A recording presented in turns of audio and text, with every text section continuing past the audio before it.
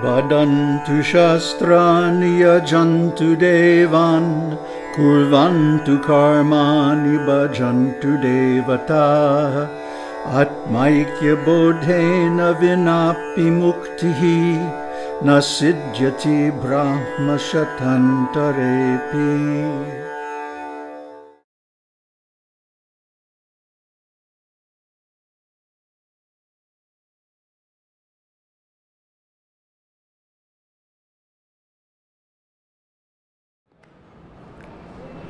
Namaste.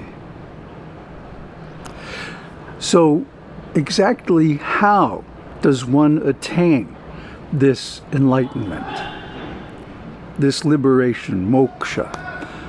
How is it actually done? Well, both Shankara and Ramana give hints here and there that it should be done by reason,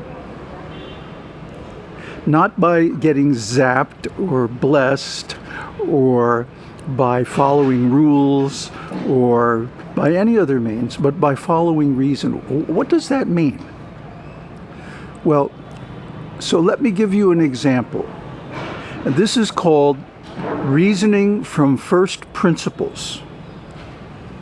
First principles are what is stated in Vedas and Upanishads. What do they say? Aham brahmasmi, I am Brahman. Tattvamasi, you are Brahman too. Okay, so I'm Brahman. And we also have a hint from Shankaracharya. Shivoham, Shivoham, Shivoham. And we just read in a recent episode of Shiva Purana that there are 5 functions of the Supreme Godhead: creation, maintenance, destruction, annihilation, which means hiding the destroyed universe at the end, and hiding the truth for those who are in Maya. And finally, anugraha, blessing or liberation. And Shiva says that he delegates the first 4 functions in relation to the material universe to various demigods and to his associates like Rudra and Mahesha, who are almost like him, almost identical. They have sarshti or srishti mukti. So this means that only Shiva can grant liberation. But how does Shiva grant liberation? Okay, so if I am Brahman, if my consciousness, my self, is identical with the Supreme, that means I am also Shiva. And because, as for example, in Drikdrishya Vivekaha, it's discussed that the individual consciousness is simply a reflection of the Supreme Consciousness in the mind and body and senses.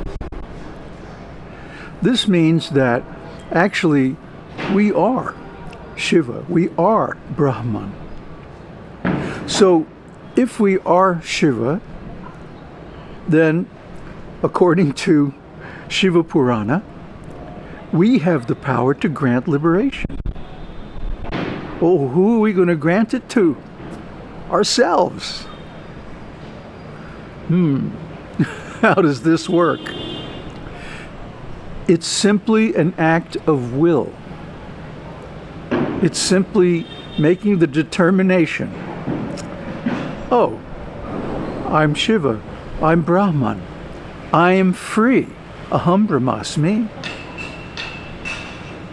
So, simply by an act of will, one removes the Maya from the concept of self and realizes that I am Brahman. Now, this is not something you can do in an afternoon or in a week or maybe even in a year. Why? Because the body and mind are conditioned. They are full of vasanas. They are full of upadis. Vasanas mean desires left over from previous lifetimes. And upadis means covering of intelligence, covering of our real identity, covering of our consciousness with ignorance. So because we are covered with ignorance, because all these structures exist in the mind from a long time ago, that means it takes time to remove them. It doesn't happen instantaneously, although in a sense it does. Because when one gets to the point where one is uncovered enough to realize this fully, it happens in a second or less than a second. But this may take a long time. It may take years. But you have to start someplace. And the place where you start is to realize that it's possible at all. To realize that you really, aham brahmasmi, I am Brahman. Because of that, because Shiva is Brahman, I am also Shiva. So I have the power to grant liberation to myself, if not to anybody else. This is the ultimate, how can I say, the ultimate realization, because after this there's no need for self-realization or yoga or any kind of practices. This is it. This is the ultimate. It has to be. What could top this, huh? But I don't know if it's written in any scripture. I haven't read it anywhere. I haven't heard anybody talk about this openly, anyway. It's something discussed in the back of the temple in whispers.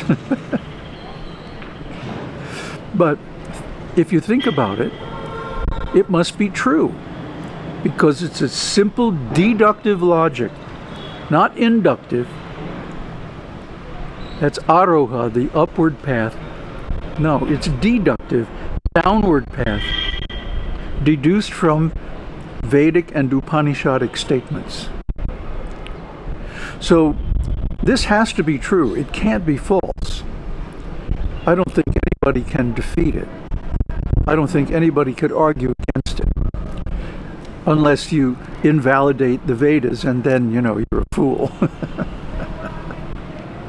So this is the key.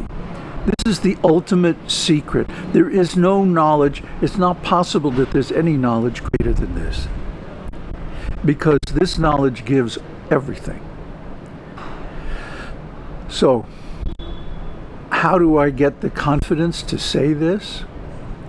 What's my platform for even bringing up this subject? Well, of course, I've been trying it. I've been trying it, and even just with a few days of effort, I've noticed a tremendous increase in my consciousness, increased intelligence, willpower, increased feeling of well-being and enjoyment. And that's without any external sense gratification, still living strict sannyasi lifestyle. So I have to say that in my experience, this is the truth. And I want to share it with you, just in case, you might want to try it. And let me know. Tell us in the comments below, what is the result? How do you feel? After trying this, what happens? Because this is the ultimate key to enlightenment and liberation. Aum Tat Sat. Aum Shakti. Aum Namah Shivaya.